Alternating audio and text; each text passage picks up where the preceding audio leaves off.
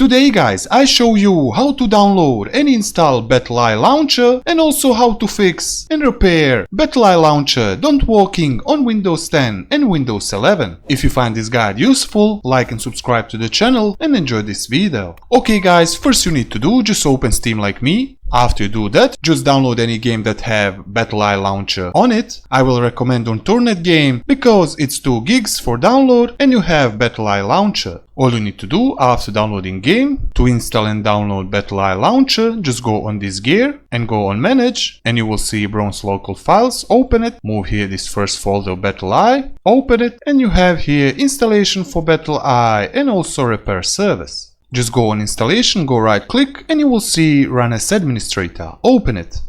Go yes and you will see this blink fast window. That means you have installed BattlEye Launcher.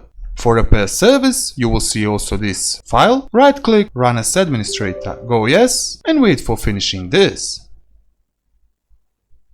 After you do that, you can enjoy playing your games. And that's it all guys for this video. How to download and install BattlEye Launcher, how to repair it and how to fix BattlEye Launcher don't work on your system. If you find this guide useful, like and subscribe to the channel and I see you in the next video.